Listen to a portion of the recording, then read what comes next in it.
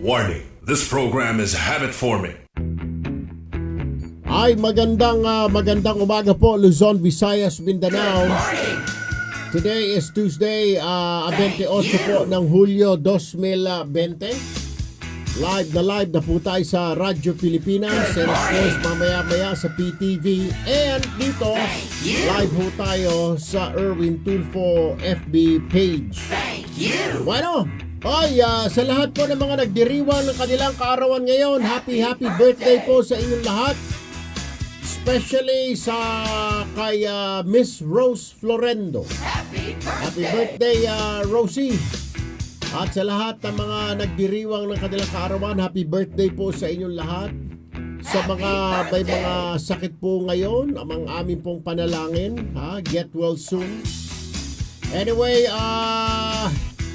as of 4 o'clock po kahapon, 27 ng Hulyo, pumapalo sa 82,040 na po ang kumpirmadong may coronavirus sa ating bansa. My goodness! 26,446 na po ang gumaling. Ang pumanaw ay 1,945. Oh no! Sa kabuuan sa buong mundo, meron na pong 16,396,954 ang may COVID. Ang gumaling naman po ay nasa 9,512,561. Subalit ang pumanaw ay 651,902. Kahapon bayan ang State of the Nation address ng Pangulong Duterte. Ang ikalimang SONA, second to the last. Next year po ang kanyang panghuling SONA. Anyway, marami pong tinalakay ang Pangulo po doon. Pero ang medyo tumatak po sa mga kababayan natin, ito pong babala niya sa dalawang telco, ito pong Globe at Smart Telecommunications. Ayon po sa Pangulo, ipapasara niya ang mga naturang telcos kapag hindi nila inayos ang kanilang serbisyo hanggang ngayong sa darating na Disyembre. Kindly improve the services before December.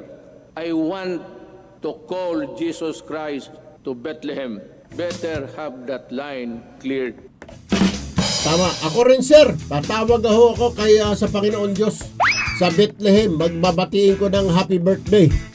Ay, alam nyo na, Globe. Alam nyo na, Smart.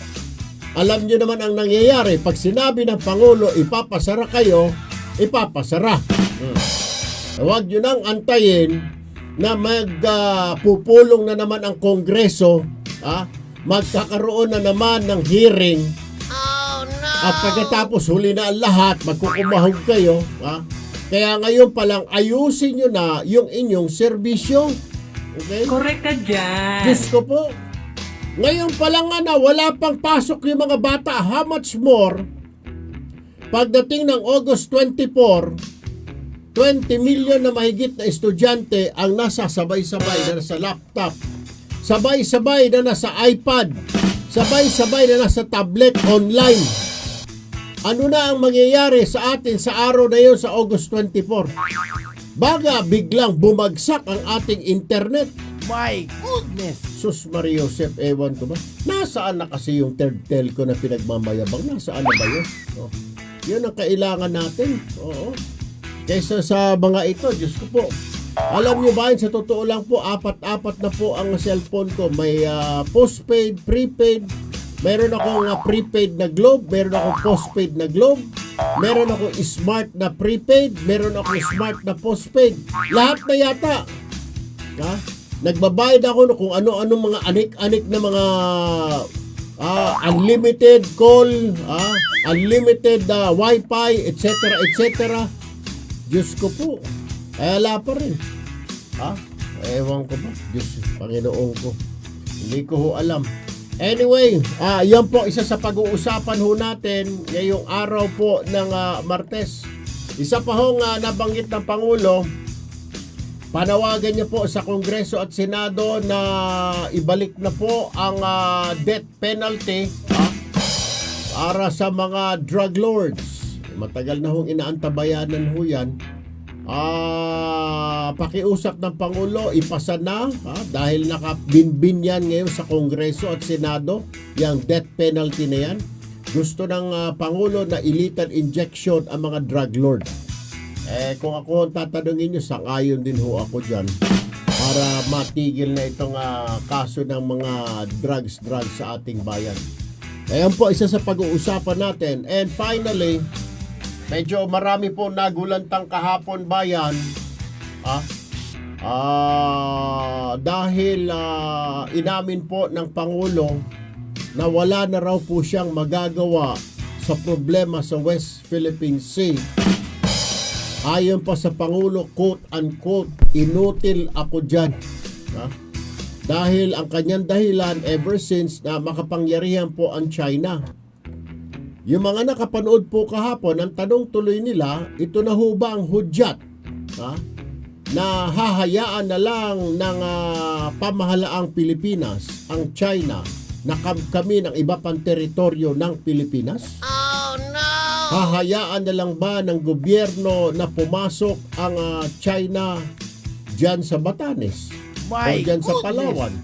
Baka ngayon, Spratly Island, baka sa susunod, pumasok na sa Palawan na mismo ang China. At sasabihin, teka muna, mali pala yung computation namin, Palawan pala, sa amin na rin. Ay, yan ho ang tanong ng ilan. Yung mga medyo kontra po sa administrasyon na ito, ang sinasabi po nila, binabasa ko po kahapon sa Facebook ang kanilang mga reaksyon sa Twitter, hindi ho nagustuhan ng oposisyon. Ang sinasabi nila, bakit? Pag magprotesta ba tayo, mag-ingay ba tayo, bobombahin ba kaagad tayo ng China? Hindi ko ho alam, actually. Kaya nga ho, atin pong tatalakayin ngayon para malaman natin, makakuha tayo ng kasagutan na ito na ba ang hudyat na manahimik na lamang tayo habang kinakamkam ng China ang ating mga teritoryo. Dahil ayon po sa Pangulo kahapon, quote-unquote, inutil na raw ho siya pagdating dyan, pagdating sa usapan o usapin hinggil sa West Philippine Sea. Anyway, bayan, yan po ang mga pag-uusapan natin ngayong araw po ng Martes. And syempre pa, ayuda mo sagot ko. Pasensya na ho kayo kung kahapon wala tayong ayuda mo sagot ko dahil nakafocus ho tayo sa zona ng Pangulo. Ngayon po ay balik po ang ayuda mo sagot ko. Up to 20,000 ang ipamimigay namin. Depende po so kung anong klaseng ayuda ang hinihingi po ninyo. I-text nyo lamang po kung kayo naka-Globe para libre ho ang inyong text. I-text nyo po din sa aming Globe line 0995-487-6795. Kung kayo naman po yung naka-Smart 0928-265-8796 bayan para mabasa ho namin. Open na ho ang aming text line. Kanina pa po ang alas 8 ng umaga. Ano po? At matatapos po itong aming paghahanap mamaya-maya pong mga bandang alas 10:30. Ano po? So text na po kayo ng inyo pong pangalan, ang inyo pong tirahan, at kung ano pong ayuda, tablet, maintenance, konting puhunan, go ho kami dyan. Paalala po pala, hindi na ho kami namimigay ng pan-laptop dahil sumobrang mahal na po ang laptop. Ano po? Yung mga nagte-text ho sa amin, ang binibigay ho namin, tapos na ho yung pamimigay namin ng laptop, tablet po ang pinamimigay na ho namin. Okay? Budget para sa tablet. Kasi laptop, umabot ng 20 mil. Last month na, nakabili pa tayo ng 13,000. 20,000. Diyos ko po, na laptop yan. Anyway, yan po ang ating mga tatalakayin ngayong araw po ng Martes. 28 ng Hulyo 2020. Bayan, wag po kayong bibitiw dahil marami pa ho tayong pag-uusapan straight ahead. Ang ating pong tatalakayin ay nakasentro po tayo doon po sa State of the Nation address ng Pangulong Duterte. Yung ikang second to the last niya. Ito po yung kanyang panlima at next year po yung kanyang panghuling SONA. Ang SONA po kasi ay report ng Pangulo sa Sambayanan. At ang mga plano pa ng gobyerno na gagawin sa mga darating na panahon. Pero kahapon nga po, pinuntirya po ng Pangulong Duterte at nagbigay po ng babala sa Globe Communications at Smart Telecommunications na ayusin ang kanilang serbisyo hanggang Disyembre dahil kapag hindi raw po napaayos, ipapasara po ng Pangulong Duterte ang dalawang kumpanya. Kaya doon po sa dalawang kumpanya, alam nyo na ho ang dapat ninyong gagawin. Ano po? Baka biglang hindi na ho kayo mabigyan ng prangkisa. Baka wag nyo nang antayin na magkaroon ng hearing sa Kongreso o Senado. Pero lahat ho kayo talagang inireklamo. Simula napansin mo na mag-pandemic, nagka-leche-leche. Huwag niyo sabihin yung linya ninyo na pandemic din.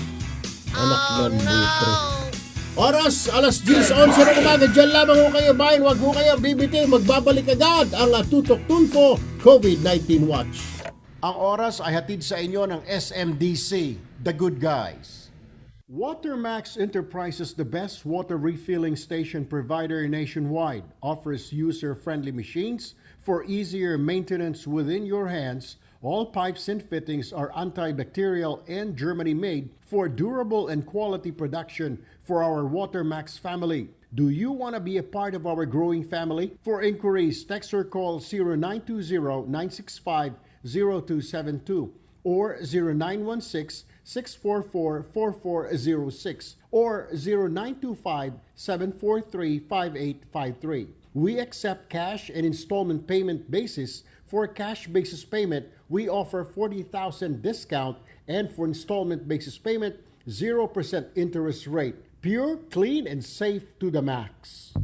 Uy, cheese ring! Pahingi naman ako niyan! Ang sarap talaga ng cheese ring. Mula pa nung mga bata tayo hanggang ngayon. Oo naman! Iba talaga ang cheese ring. Yung sobrang cheesy na may tamang tamis. Parang ikaw lang. Ang sarap balik-balikan! Naku, ubos na. Tara, bili pa tayo. Cheese ring. Ang sarap balik-balikan. Mabibili sa inyong suking tindahan. Cheese ring. Can't get enough. By Region.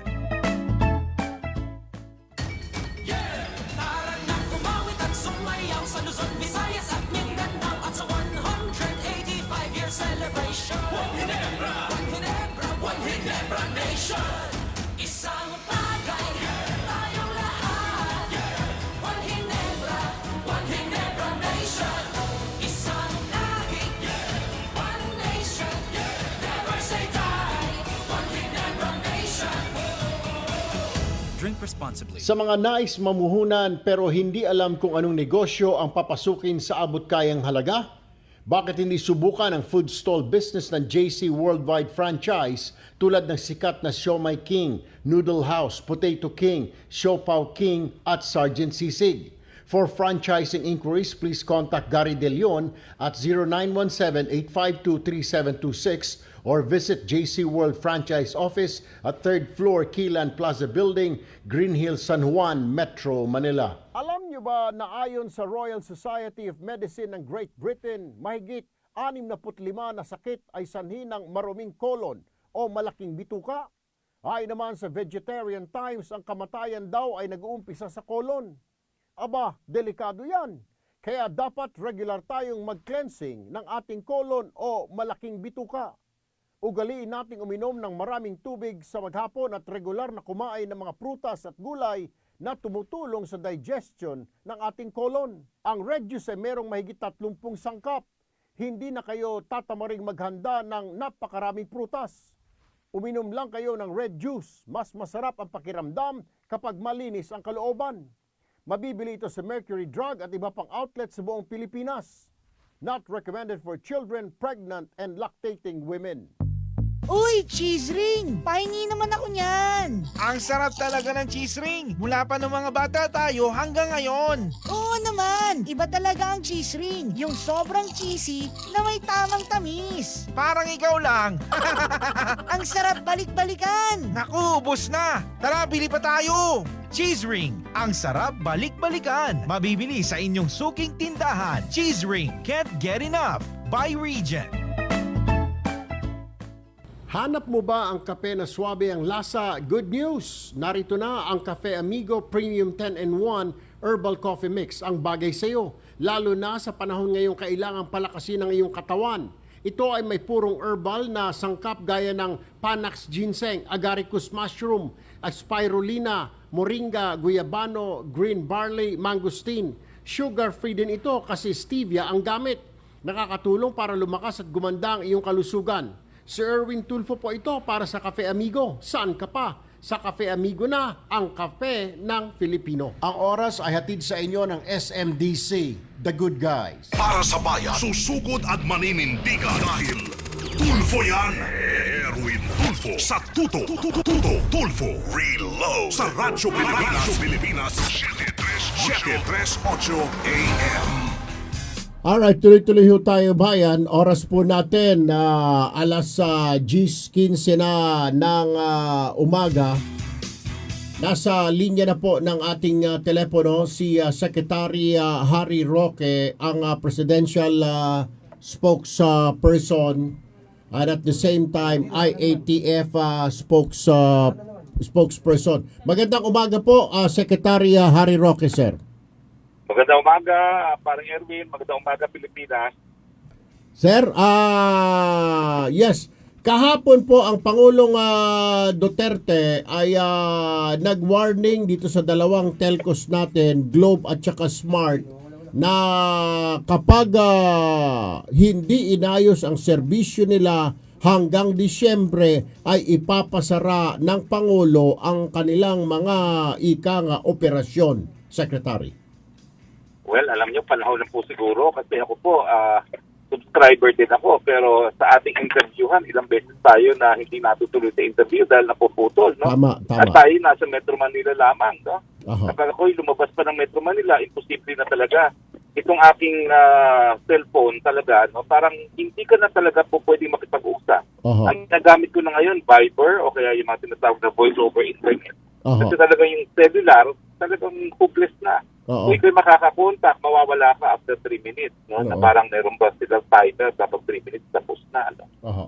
So, tama naman po yan na nagsalita ang presidente dahil ito naman po ay isang pribilehiyo na binigay sa kanila, pero kung hindi nila magagamit ang tama ang airwaves na pinag-aari ng taong bayan, siguro nga, hahanap tayo ng iba.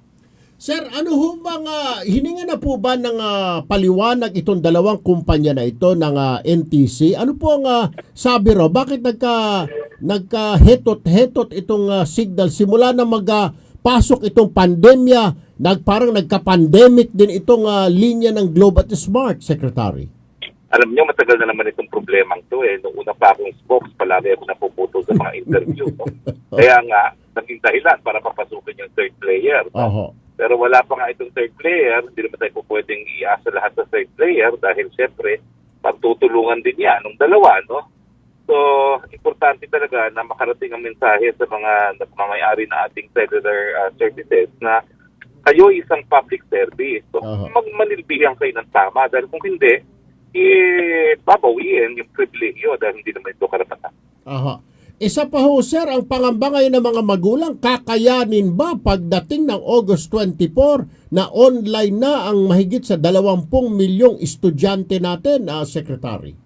And din po yung konteksto na binanggit ng presidente, mga telecoms, kasi nga, kung palpak yung cellular service, ganun din yung internet, no? Pagputol-putol din. Opo. Pero ako, in fairness, ang aking mga calls ngayon talaga, internet-based. Mhm. So, parang mas mabuti nga yung kanilang internet service kesa sa kanilang cellular service. No?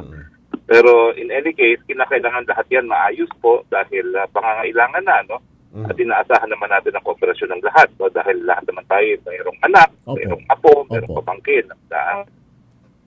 Sir, update lamang, ano na ho nangyari doon sa third telcos natin o third telco? Nasaan na ho ba ito yung proseso, Secretary? Ang alam ko po, dapat Nobyembre sila'y online na eh. Sana po mas maaga para magbigyan naman ng pag-asa na meron tayong sapat na internet at mas mabuting servisyo nga ang makamit ng publiko pagdating sa cellular service. Alright. Sir, moving to another topic, death penalty. Ipinamamadali na po ng Pangulo sa Kongreso at sa Senado at ang sabi niya ay gusto niya na lethal injection dito sa mga drug lords. Mukhang kakayanin ba, sir, na bago bumaba ang Pangulo, maipasa ito ng Kongreso at Senado? Ano ho ang rinig ninyo? Ano ho ang basa ninyo, Secretary? Well, depende po yan sa Senado, no? Kasi sa Kamara naman nakukuha ni Presidente yung numero. Opo. Pero hindi ko pa ako gumagawa ng head count sa Senado. Oho. Pero alam niyo naman ng mga senador, they are republics on themselves, no? Mhm. On their own. Oho. So, kinakailangan po magbilang ng ulo. Alright. Sir, panghuli na lamang sa West Philippine Sea, mukhang marami po ang nagulantang kahapon doon po sa pagsabi ng Pangulong Duterte na inutil na siya, quote-unquote, pagdating dyan sa West Philippine Sea. Ano ho ang ibig sabihin specifically ng Pangulo? Hahayaan na lang po ba? Kasi kahapon, nakita ko pang mga reaction sa Twitter, sa Facebook, siguro, I believe, mga anti-Duterte ito, opposition, they're saying, ganun-ganun na lang ba? Hahayaan na lang natin? Bakit? Bawal naman magprotesta at natatakot tayo na bobombahin tayo, magsasalita lang tayo dahil kokontra tayo sa ginagawa ng China? Ang konteksto po ng inutil ay dahil yung pag-occupy nga ng China dun sa mga artificial islands na yun ay Apo. pamamagitan ng dahas. Aha. At ang kasagutan nga ng Presidente, wala naman tayong kakayahan para tayuan yung ating karapatan at gumamit din ng dahas para sila ipaansin. Yun po yung konsepto, yung konteksto kung bakit siya inutil. Aha. Na hindi naman sapat ang ating power para mapaalis sila. So bagamat sila po yung possession at hindi natin sila kayang palayasin, no? Hindi naman po naaapektuhan yung ating claim doon sa territory na yan dahil meron na nga po tayong ruling sa Tribunal for the Law of the Sea na nagsasabi na yung mga isla na yan ay kabahagi po ng exclusive economic zone ng ating bayan. Hindi ba tayo hihingi ng tulong na rin sa mga kasamahan natin dito sa ASEAN, Association of Southeast Asian Nation, kasi may kahalintulad din na problema ang Vietnam, may problema din po ang Indonesia, pati ang Malaysia, hinggil po dito sa pangangamkam ng China ng mga teritoryo, basta lahat ng isla dyan sa China Sea, sa kanila na raw lahat, Secretary. Well, yung huling ASEAN Summit po na virtual na ginanap, no, malinaw naman po nagkakaisa ang ASEAN na itong problema sa South China Sea kinakailangan malutas sa pamamagitan po ng rule of law, sa pamamagitan ng UN Convention of the Law of the Sea, at kinakailangan mabilisan na sumapi ang mga bansang nag-claim sa South China Sea doon sa tinatawag nating Code of Conduct nang maiwasan po ang hitwaan. Sir, panghuli na lamang po talaga, sorry ha. Paano po yung mga mangingisda natin? Can they still fish in those territorial waters na inaangkin ngayon ng China? Hindi ho ba malalagay sa alanganin ng ating mga mangingisda, Secretary? Sa ngayon ho, patuloy po nangingisda yung mga naging kliyente ko dyan po sa Scarborough at sa iba pang bahagi po ng Kalayaan Group of Islands. So, patuloy po ang hanap buhay na ating mga mangingisda. Secretary Harry Roque, sir, maraming salamat po. Magandang umaga po sa inyo. Magandang umaga po. Magandang salamat din po. Yun na yung bayan, yung explanation ni Secretary Roque na the mere fact na sinabi ng Pangulo na inutil na siya, yung mga lugar na kinamkam, wala naman daw ho tayong, as far as I understand, kayo narinig nyo rin ho naman siguro yun, na ang paliwanag po, ang ibig daw sabihin ng Pangulo, inutil na, hindi natin mababawi yung basta-basta dahil yun po ay kinuha sa atin ng dahas at hindi naman natin pwedeng kunin sa dahas din. Alright? Pero kahapon kung nabasa ho ninyo yung mga komento po ng oposisyon, ng mga anti-Duterte groups or movement, ang sinasabi nila, parang takot na takot daw ang gobyerno sa China na bawal na bang magsalita? Sasabihin na sa amin yan, lumayas kayo. Wala na ba tayong karapatan na sabihin? Meron pa ho ako nabasa kahapon sa Twitter na sinasabi, kawawa naman yung mga KKK, yung mga katipunero na nagbuwis ng buhay para labanan ang Espanya. Kawawa naman yung mga gerilya na lumaban sa mga Hapon at nagbuwis ng buhay. Pagkatapos tayo ngayon, hahayaan na lang natin ang China na pumasok sa ating bayan at kami ng ating lupain. Well, yun po yung punto ng mga nabasa ko. Yun to yung mga nabasa ko kahapon sa Facebook, sa Twitter. Malamang sa malamang ito mga, kung hindi opposition, iba naman, may nagsabi doon hindi po ako oposisyon, hindi po ako pro-Duterte, ako po isang Pilipino, pero bakit ganon? Parang sinusurrender na natin ang ating karapatan dyan sa West Philippine Sea. Ay, hindi ko masagot yan. But anyway, dito ho muna tayo. Nasa linya na po ng aming telepono si Congressman Eric Go Yap ng AXIS Party List. Siya po ang chairman ng Committee on Appropriations. Magandang umaga po, Congressman Yap, sir. Sir Erwin, good morning po at good morning po sa mga listeners natin. Sir, reaksyon nyo lamang ho doon sa talumpati. Alam ko kayo nakamonitor sa pamamagitan ng Zoom. Doon po sa sinabi ng Pangulo na ipapasara niya ang ang Globe at saka ang Smart kung hindi nila aayusin ang serbisyo. Ano ang basa niyo rito? Utusan ang Kongreso ulit na wag na i-renew mga franchise nito, or anong mga may kapangyarihan ng Pangulo para ipasara ang dalawang telco na ito o telcos na ito, Kong? Sir Erwin, kahapon po nandoon tayo sa loob ng plenary sa Kongreso. Oo. At talagang narinig natin yung sinabi ng Presidente na pag hindi aayusin ng Globe at Smart yung kanilang serbisyo, ay mapipilitan siya talagang putulin ito.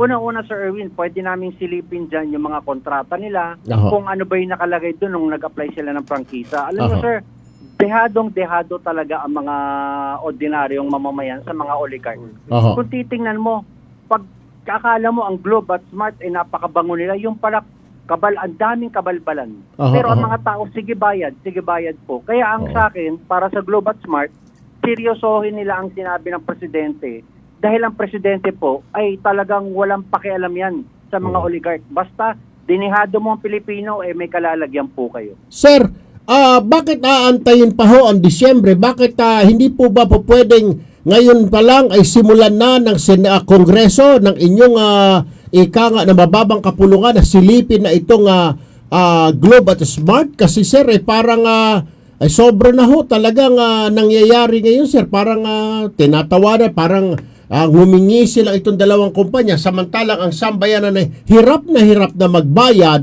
ang pangit pa ng serbisyo, ganun-ganun na lamang ho ba yun? At may patuloy pa yung reklamo na nawawala daw yung mga load, masking kalulod mo lang, bukas makalaba, wala na yung load mo. Akala raw ba nila hindi na nag-expire ang load? So tanong nila kung dapat pa bang antayin na umabot ng Disyembre bago mapasara itong itong kumpanya para tumino naman. Dahil pag nalaman nila na iniimbestigahan sila, tumitino sir nagiging mabait maamo ang kumpanya pag iniimbestigahan na sa Kongreso, pag pinapatawag na yung mga bossing nila dyan sa Kongreso. Sir Erwin, sa ngayon, sa atin na lang muna ng dalawa ito. Opo. Meron na kami mga investigation na kakasa sa Meralco, sa NGCP at iba pa mga power companies tulad ng mga Aboitiz para dun sinisilip na namin kung saan dehado ang taong bayan. Pagkatapos itong Meralco at Globe po, Smart at Globe, kami po ay magsisimula na rin umungkat ng mga dokumento at humingi ng mga dokumento para sa ganun, pagdating sa Disyembre, talagang hindi nagtino, talagang sarado kagad to. Tulad po ng ABS-CBN, Sir Erwin, na ginagamit ngayon ng mga dilawan, nagpapaawa po sila sa 11,000 empleyado. Ang sagot ko po dito, paano po yung 100 milyon na Pilipino na linoko ng ABS-CBN pagdating sa tax? Alright. So, kumbaga sir, magaling sa propaganda to mga dilaw tulad nitong West Philippine Sea. Yung mga KKK na sinasabi na katipunero lumaban dati, una-una Sir Erwin, nung panahon ni GMA, ano ho ang ginawa natin dun sa West Philippine Sea? Tayo ba ay nag-develop doon? Tayo ba ay nagpatayo ng infrastruktura doon? Wala po. Kung kailan po ngayon nagtayo ang China, ang sinasabi ng Presidente, meron pong tamang panahon para makipagtalo sa China. Sa ngayon po Sir Erwin, kumbaga kung hindi natin sila kakayanin, para saan po ibuwis ang buhay ng mga Pilipino? Ito mga lokong Liberal Party na to, kung matapang sila, sana si Trillanes, si Drilon, sila Risa Ontiveros, sila ang sumakay ng bangka papunta sa West Philippine Sea, at pag sila po ay nakipaglaban, Sir Erwin, pangako ko po, susunod ako sa kanila pag ginawa po nila yon. Sila po ay puro daldal lang Sabi nga ho ng Pangulo, dapat, at sabi nga ho ng administrasyon, dapat daw, at pati itong mga pro-administration na grupo, dapat ang sisisihin dito yung nakaraang administrasyon dahil panahon nila nangyari ito nang na-occupy itong mga isla na ito at walang ginawa ang nakaraang administrasyon. Kong? Pero Sir Erwin, ito po ay may lumabas sa isang Intel report no na hindi ko napapangalanan. Aha. Ang Presidente Duterte daw po ay talagang hindi kayang talunin to sa pagdating sa eleksyon, pagdating sa people's power dahil napakabango po ng ating presidente. Unang-una po, siya po ay tunay. Bihira po nagkaroon ng presidente na tunay magsalita sa tao at talagang walang tinatago. Ngayon po, the only way para pabagsakin nila ang presidente ay destabilization at ipagdasal nila yung kalusugan ng presidente na hindi maging maayos. Para po sa ganon, ipapalit po ang kanilang BP. So yun lang po ang kanilang paraan. Lalong-lalo na po sa 2022, talagang sawang-sawa na po ang tao sa mga liberal na nagpapanggap lang na makamasa at tutulong sa tao. Pero sa totoo lang, oligarch po ang kanilang mga priority. Kung mabalik tayo tungkol dun sa West Philippine Sea, hindi ba kayo nagulat? Kasi medyo marami yung tanging kababayan nagulat. Parang nung sinabi ng Pangulo na inutil ako dyan sa West Philippine Sea, parang ang basa ng ilan ng mga nanonood kahapon sa SONA ay, is the President giving up?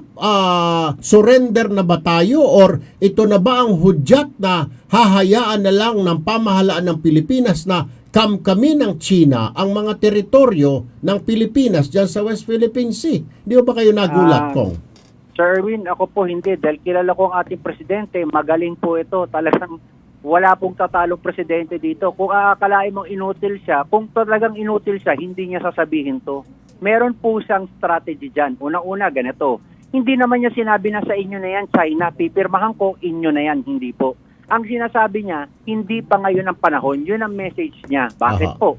Una-una, sir, yung vaccine, ang inuna niya po muna taong bayan. Pag ang China po nakadevelop ng vaccine kagad, pauutangin tayo. Yun po yung sinabi niya. Tinawagan niya si President Xi Jinping ng China, pahihiramin tayo ng vaccine. Pauutangin tayo para makabili tayo. At hindi natin kailangan magbenta ng ari-arian muna ng gobyerno. So sir, inuuna niya muna yung tao. Kung titingnan nyo, kinukondisyon niya yung utak ng China na kami. What you're saying, Kong, ang focus niya ay dito sa pandemya, not really on dito sa problema sa West Philippine Sea.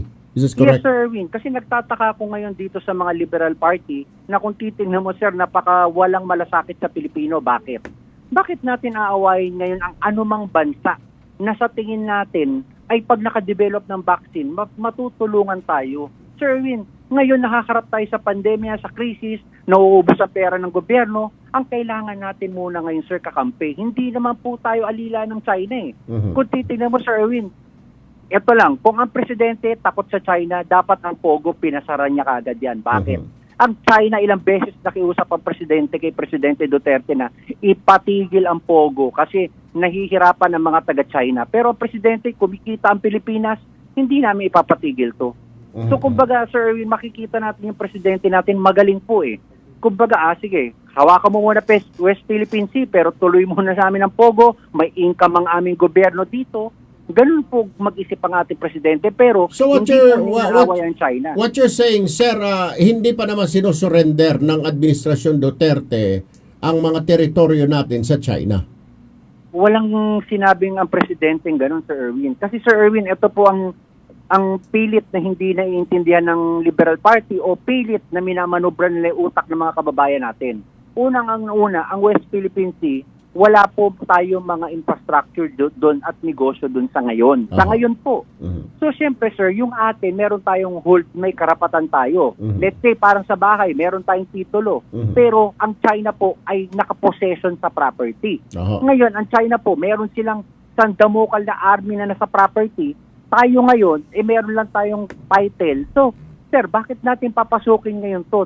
Hahanap tayo ng tamang timing na malilingat ang China at tayo naman ay ipaglalaban na natin. So parang walang iniwan yan sa isang lupa na pag-aari ko na may titulo ko, pumasok yung mga squatter. Yes, sir. Tapos hindi nyo pa naman gagamitin yung lupa nyo. Yung mga squatter na yun, sir, armado lahat, kompleto sa baril. Pag pumasok po yung mga tao nyo, alam nyo siguradong murder ang abuti nila doon. So, kung hindi mo pa ginagamit ang lupa at meron ka rin, magagamit mo rin sila muna, yung mga squatter doon, makakatulong muna sa'yo, why not gamitin mo muna yung tulong na pwede na ibigay. Then, pagdating yung panahon ng reckoning, sir, kukunin at kukunin natin ang atin. Pero ang tanong, hindi sinabi ng... ang tanong dyan, Kong, kasi kailan? Di ho ba? Sir Erwin, siguro po pag nakakuha tayo ng vaccine at napalakas natin ang armed forces natin at makakakita tayo ng bargaining chip sa China, dun po sir, yung kasi sir, ganito po yan. Inuudyukan tayo ng mga Amerikano, awayin natin, ipaglaban natin. Nung nakita naman pala natin sir, hindi naman po 100% pag inaway natin China, ang US po, babakapan tayo ng 100%. Nandiyan dyan yung mga barko nila, nandiyan dyan yung mga gamit nila. So sir, bandang huli, maiwan po tayo sa ere. Kumbaga sir, ang presidente ayaw niya isugal ang buhay ng mga Pilipino. Pero sir, kung... Go ahead, sir. Go ahead. Pero kung ang mga addict lang ang papadala natin at gagarahin nila ang China at sila lang yung magiging casualties, yung mga drug addict, wala po siguro problema yun. Pero yung mga sundalo na may pamilya, yung mga tatamaan po ng mga gera, yung mga casualties po, sir, hindi po afford ng Pilipinas sa ngayon na makipaggera dahil may pandemic pa po. Pero ang Liberal Party, diretso po ang propaganda, gamitin ng artista, gamitin ng press freedom, at kung ano-ano pa pong issues para ibato sa presidente. Alright, noted po. Very well said, Congressman. Sir Erwin, Yes, sir. Last na ako naman po magtatanong sa mga tao. Sige po. Sa tingin po nila, kung si Vice President Leni Robredo ngayon ang ating presidente, kaya niya kunin ang West Philippine Sea? Kaya ba niya makipaggera? Number 1. Number 2, kaya ba niya na hindi dumami yung mga may COVID sa atin at mabigyan ng 70%, 72% na ayuda ang mga buong Pilipinas? Sir, yun lang po ang tanong ko kasi mabilis magsalita pag wala ka sa pwesto. Katulad ako, sir, pwede ko sabihin, pag ako naging presidente, mas magiging maayos yan. Pero pag ako ba ay linagay dun, kakayanin ko ba ang ginawa ng ating presidente? Sa tingin ko, hindi po. Kaya para po kay Madam Leni Robredo, tumahimik po siya at tumulong po siya sa ating presidente. Baka po maging presidente siya minsan, hindi niya magampanan ng kanyang tungkulin at kainin niya po ang mga sinasabi niya. Congressman Eric Yap, noted po sir, point taken. Maraming salamat. Magandang umaga po sa inyo. Mabuhay po kayo, Congressman Eric Yap, sir. Thank you, Sir Erwin. Good Thank you morning.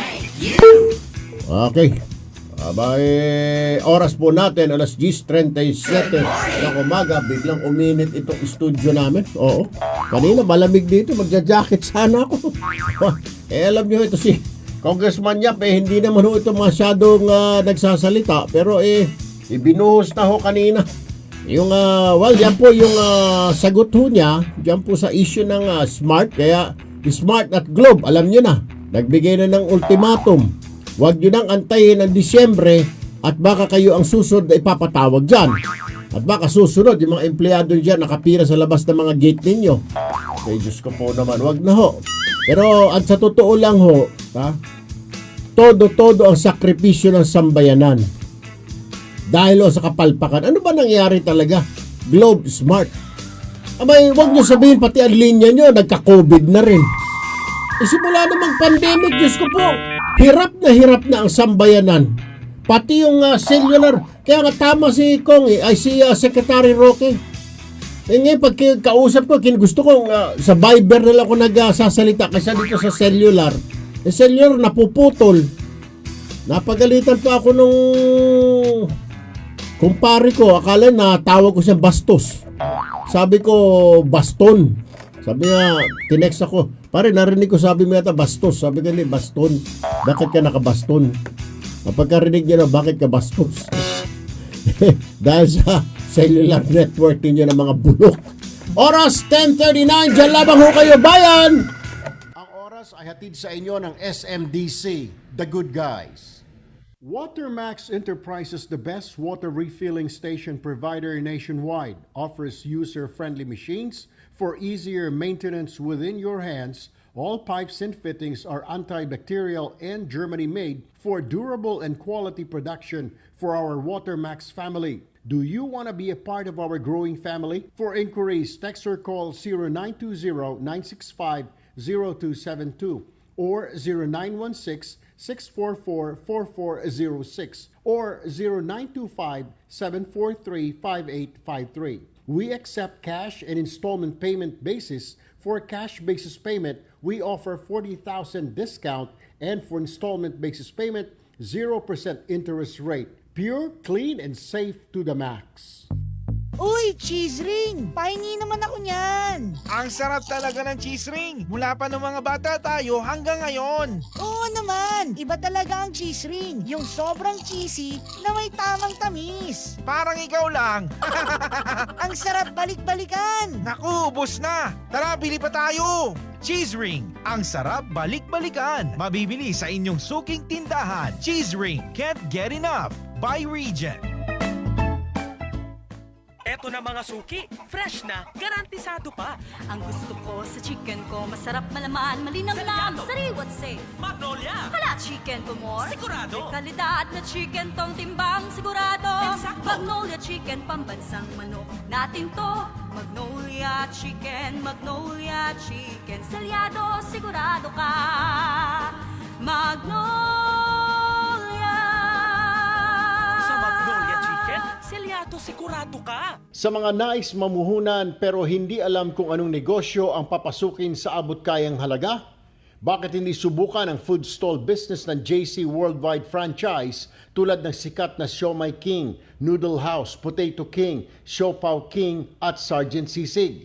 For franchising inquiries, please contact Gary De Leon at 0917-852-3726 or visit JC World Franchise Office at 3rd floor Kilan Plaza Building, Green Hills, San Juan, Metro Manila. Ang oras ay hatid sa inyo ng SMDC, The Good Guys. Experience world-class healthcare at the Medical City Clinic where patients are partners. For inquiries, you can visit TMC Timog at number 56 Timog Avenue, Diliman, Quezon City or call 921-2534. Hanap mo ba ang kape na swabe ang lasa? Good news! Narito na ang Cafe Amigo Premium 10-in-1 Herbal Coffee Mix, ang bagay sa iyo. Lalo na sa panahon ngayong kailangang palakasin ang iyong katawan.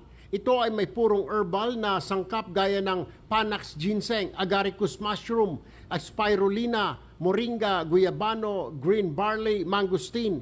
Sugar-free din ito kasi stevia ang gamit. Nakakatulong para lumakas at gumanda ang iyong kalusugan.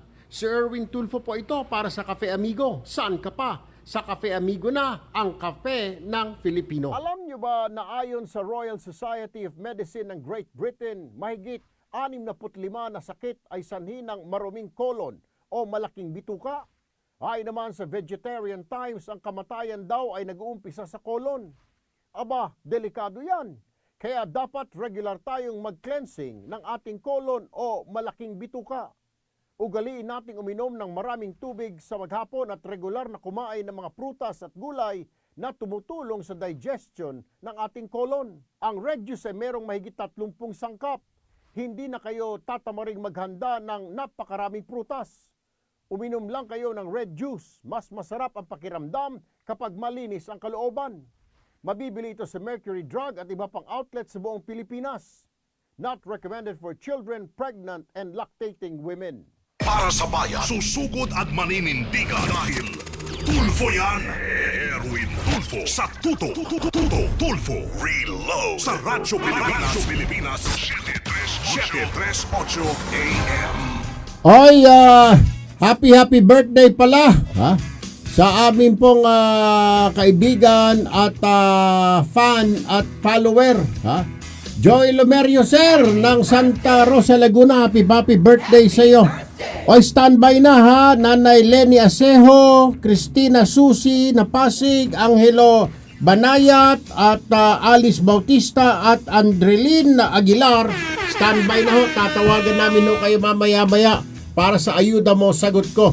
Nasa linya na ha, si Senadora Amy Marcos. Magandang umaga po, Senadora Amy, ma'am. Nako, magandang umaga. Talaga naman, good mood ako ngayon. Happy ako sa SONA. Wala akong pakialam sa kanila. Yeah, okay. Ikaw yung tinawagan ko. Sabi ko, marami kang sasabihin. Unahin ko na, Senadora. Reaksyon nyo, ma'am, yung sa sinabi ng Pangulo na ipapasara ko kayo Globe at Smart kung hindi nyo aayusin ang inyong serbisyo. Sang-ayon ba kayo rito, ma'am? Kayo ba ay nabibiktima na rin nitong pangit na signal ng Globe at Smart? Ay, sinabi mo, nakakapikon talaga. Puros drop calls, hang calls, tapos doble, triple pa yung bill mo at the end of the month. Nakakainis. Nandito kami sa Ilocos, laki-laki ng kita nila kasi ang dami-daming OFW at balikbayan sa States. Ganun pa man, hindi na nag-improve kailanman ang serbisyo. Maraming nagre-reklamo sa Sona, Erwin. Sabi na, wala daw linatag na bagong plano, wala daw detalyadong economic recovery. Para sa akin, ang liwa-liwanag, loud and clear ang message ni Presidente. Mainit na ulo ng matanda. Ang lolo mo, galit na. So, buwagin na ang mga kartel, ang mga sindikato, buwagin na ang oligarkiya. Nako, type po yun. Ma'am, speaking of itong mga telcos na ito, kayo ho ba dyan sa Senado ay aantayin pa ba ninyo na hanggang Disyembre umayos sila ng serbisyo or pwede nyo na patawag ito mga ito at sabihin nyo na aantayin pa ba ang Disyembre para ayusin? Kasi December ang binigay ng Pangulo, ma'am. Kayo ho ba dyan hanggang December na bibigay nyo o pwedeng mas maaga? Dapat mas maaga. Talaga naman dapat mas maaga. Kasi lahat wifi ang pinag-uusapan, di ba? Ang mga graduates natin, yung mga nasisante sa trabaho, yung FW natin, nothing to look forward to. Wala nang pagkakataon magtrabaho kundi online. Puro umaasa sa e-commerce, e-business, online shopping. Yan na lang, di ba? Ang pag-asa. Tapos wala namang wifi. Yung ating eskwelahan hindi makapagbukas ng August 24 kasi walang wifi, walang signal.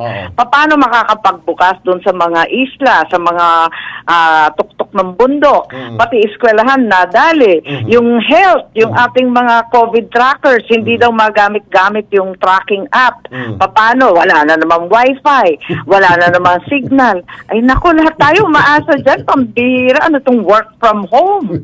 Hindi naman makapag-work from home, hindi magkarinigan.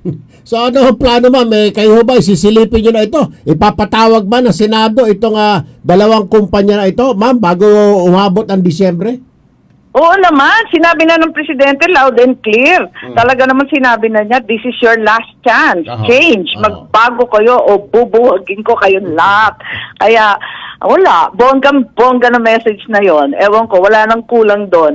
Kung naghahanap ng detalye, dapat lahat tayo magtrabaho kasi umaasa ang sambayanan sa gobyerno. So lahat ng opisyal, yan ang homework namin. Kang katutak na bills, apakaraming homework, apakadami ng listahan na binigay ni Presidente. From the coconut industry to the micro and small industries, yung mga OFW, yung Department So nakalatag talaga yung plano Disaster. naman. Nilatag naman ng Pangulo, hindi lang siguro narinig ng oposisyon.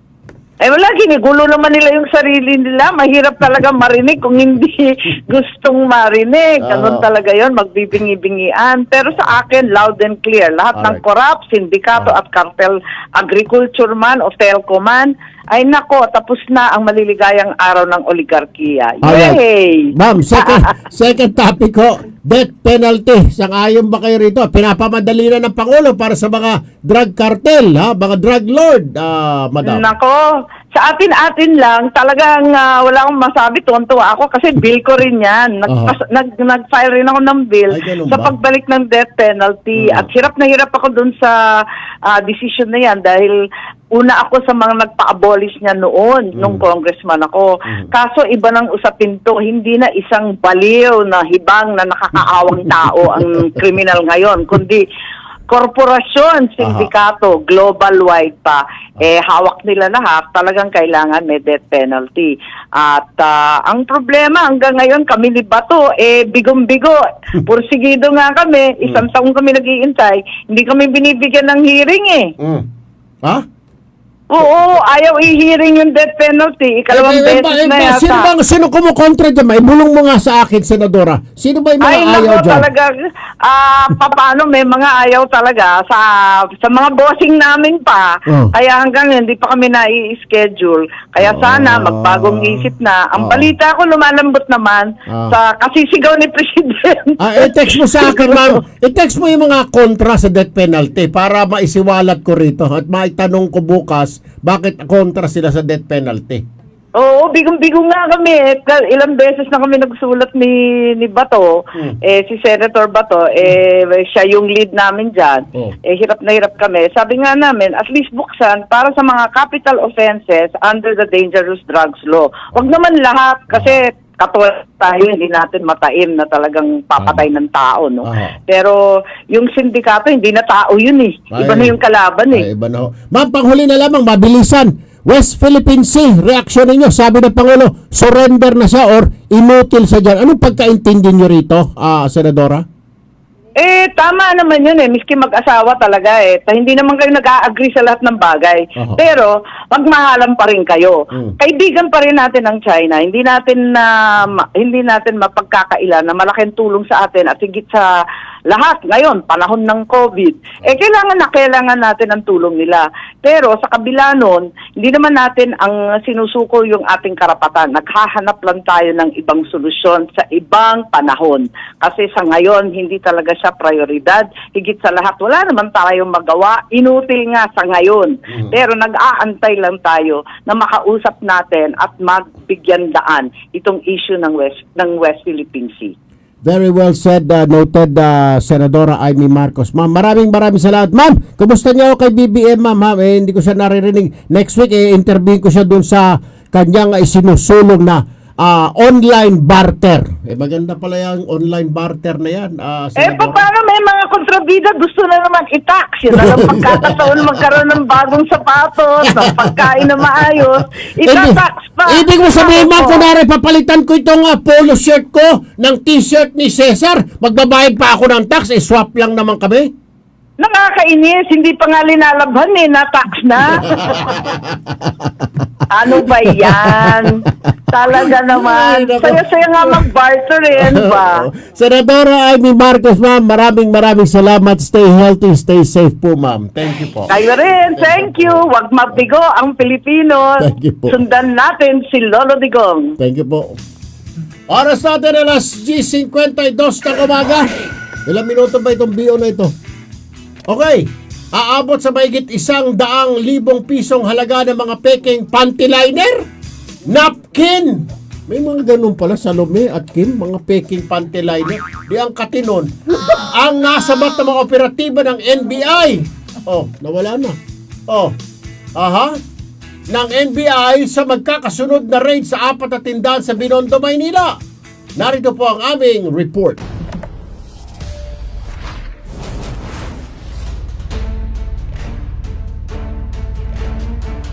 Magkakasunod na sinalaki ng mga operatiba ng NBI o National Bureau of Investigation ang 4 na tindahan sa 168 at 99 Mall sa Binondo, Maynila dahil sa pagbebenta ng mga peking kipads napkin at panty liner. Aabot sa mahigit 100,000 pisong halaga ng peking produkto ang nakumpiska. Mismong ang JC Premier na siyang may-ari ng trademark ng kipads ang nagsampa ng reklamo matapos makatanggap na ulat na talamakang pagbebenta ng peking produkto sa lugar. Kami yung nagpaganda ng quality, tapos we were able to convince the consumers na hindi maganda itong produkto. Tapos masisira lang kami kasi fake yung binibenta ng iba, hindi effective. Nasa 600 piso ang presyo ng original na keypads pero ang peke nito ibinibenta lamang ng mahigit 100 piso. Aabot na raw sa 10 milyong piso ang nalulugi sa kumpanya dahil sa mga peking produkto. Lugi kasi 150 ang benta ng sa Divisoria, most likely yung mga tao sa kanila nabibili without knowing na fake pala ito. Plus the fact na syempre ma-hamper yung health ng mga consumers kasi hindi naman quality yung binibenta nila. Sa pagsusuri ng NBI, nakumpirma na peking nga ang mga nakumpiskang produkto. Difference pa? Oo, malapad yung yung original. So, mas makapal, kumbaga parang mas makapal. Saka yung tingnan mo yan sa pagkakasil. Ito parang regular machine lang. Ito talagang yung machine na mabilis siyang mabuksan. Siya matagal, talagang sealed. Hindi mo siya mapapansin kung hindi ka talaga pero makikita yung quality, no? Okay. Yung quality nung pagkakaano niya, pino. Pino kasi yung nung papel. Ito parang regular na paper lang na Naharap sa kasong paglabag sa Section 168 ng Republic Act 10667, unfair competition at kasong trademark infringement ang mga tindahan na nahulihan ng mga peking K-Pods. Kaya may babalari naman ng NBI sa publiko. Sa general public, please do not patronize counterfeit products. Huwag nating isakripisyo yung quality saka yung health and safety of our family over dun sa murang presyo. Kasama sina Tommy Anacta at Noel Azul para sa Tutok Tulfo Update, Gian Caluza, Radyo Pilipinas. Alright, maraming salamat. Alas 10:55 ng umaga, dito na ho tayo sa Ayuda Mo, Sagot Ko! Hello, magandang umaga po! Hello po. Yes, good morning. Good morning. Sino sila? Si Lenny Asejo po. Lenny Asejo. Okay. Unang tanong. Bagong Silangan po. Bagong Silangan, QC yan, di ba? Opo. Okay. Unang tanong ko, Lenny, nakikinig ka ba sa radyo o nanonood ka sa Facebook? Sa Facebook ako nakikinig, sir, sa cellphone po. Ngayon, ano suot ko kung nanonood ka sa Facebook? Ma'am, ano suot ko? Ano po, kulay blue po na na polo shirt? Oo, naririnig ko nga. Okay. Alright, Lenny, dahil nanonood ka sa Facebook, meron ka agad 1,000 pesos. At meron ka pang copper mask, 99.9 protection mo laban sa COVID virus at iba pa mga virus. Anyway, sabi mo, Lenny, kailangan mo kailangan mo? Ano po, tablet po para sa mga anak ko po. 2 po yung anak ko, sir. Ma'am, sasagutin ko na yung tablet to. 1, 2, 3, 4, 5. Sa isang tablet, 1, 2, 3, 4, 5. Thank you po. 2 tablet. Ang bili mo na mamaya. Thank you po. Thank you. Salamat po. Alright. Salamat po sa programa niyo po. Thank you po. You're welcome po. You're welcome. Hatid po yan ng ACT-CIS Party List, Erwin Tulfo Action Center at ng JC Premier. Hello, magandang umaga po. Hello, good morning. Oh, nawala. Aha, sandali lang ha. Ito na. Okay. Hello, magandang umaga po. Hello, good morning po. Good morning. Hello, good morning. Ma'am, ano ang pangalan nila? Andrelin Aguilar. Taga saan ka, Andrelin? Taga Palawan ka. Okay, ano ang kailangan mo, Ma'am Andrelin?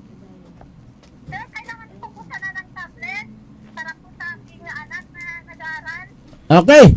1, 2, tika muna. 1, 2, 3, 4, 5,000 tablet para sa anak mo. Ano pa kailangan mo?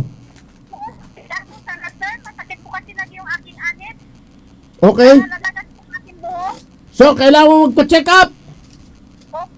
1, 2, 3, 4, 5,000 para pang-check up mo.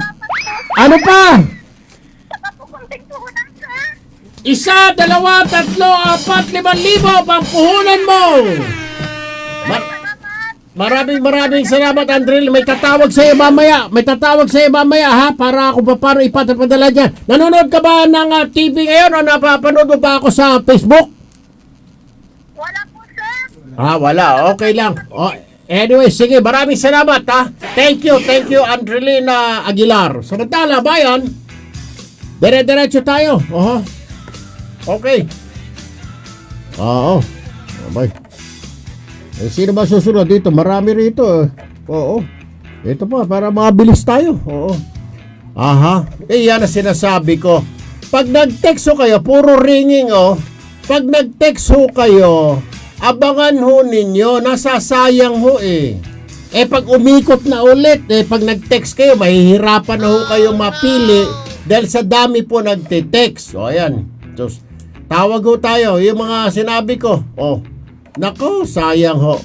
Pag nag-text ho kayo, abangan ho ninyo, hindi yung text lang kayo at hindi na kayo makikinig. Wala, sayang. Sayang naman, Christina Susi, Angelo Banayat at Alice Bautista. Ringing lang ng ringing. Last chance, tawagan nyo ulit. Dial nyo ulit si Ma'am Christina Susi Angelo Banayat at Alice Bautista. Okay.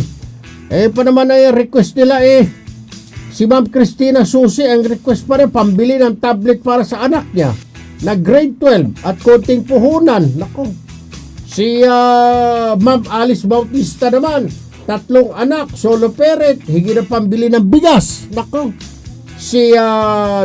Diyos ko po, sayang naman. Puro ringing. Ano mangyayari dito ngayon? Anong gagawin natin? Yan ho, sinasabi ko sa abayan. Pag tumawagan, nag-text ho kayo, abangan ho ninyo.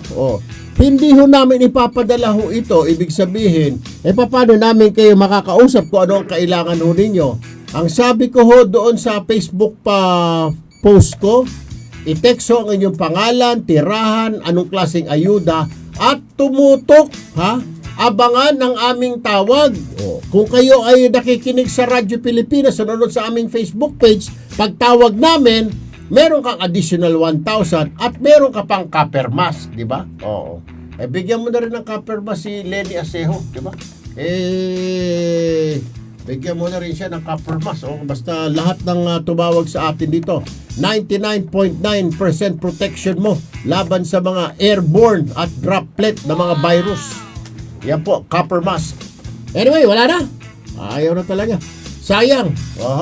Ringing lang si Ma'am Christina Susi, Angelo Banayat at Alice Bautista. Next time, text ulit, text. Bueno bayan, alas 11:01 na ng umaga.